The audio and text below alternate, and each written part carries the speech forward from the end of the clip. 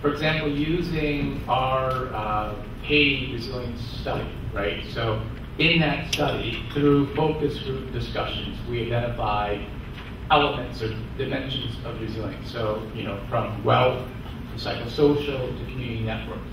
So we had identified them, and in that evaluation study, we only went so far as looking at indicators and then comparing and contrasting two populations.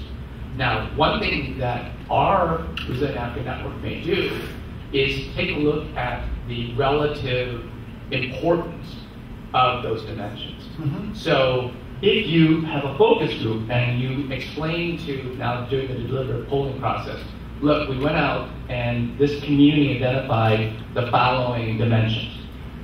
And through the deliberative polling discussion, we would say to them, what's more important to you when you're dealing with chronic poverty?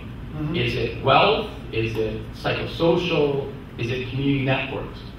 Could that help us say, okay, the most important factor is X, the second one is Y, and go down that way, so we can start thinking about kind of the allocation potentially of resources, recommendations we make on policy, so that if you have $100,000 to spend, where would you put your money against those elements, those dimensions? Is that? Yes, provided that you could express those in a clear way that people could understand, you could do that. Indeed, that's the exercise that we're going to do either tomorrow or Monday, whenever we reconvene, to be decided by the group. Yes, so in other words, there must be choices.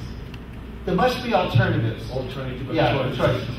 Is it the concept of qualitative interviews in a focus group or individual, especially for this kind of work, would be to use the grounded theory approach, that you would only develop those choices after you've done all of the process. So I see this as a follow-up to that.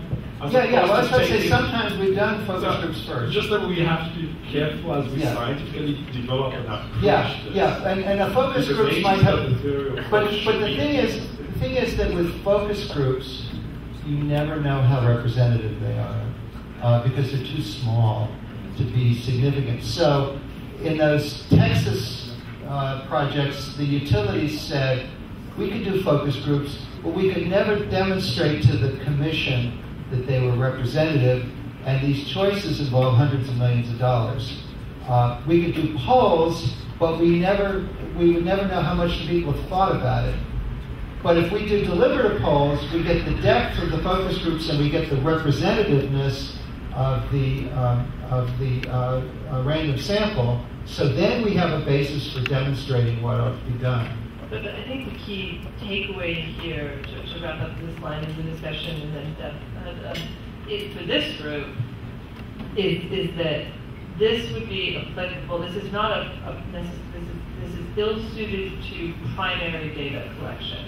This for our Resilient Africa Network would be a much better tool, as Lechek was saying, after you have a hypothesis about the dimensions of resilience in the target population.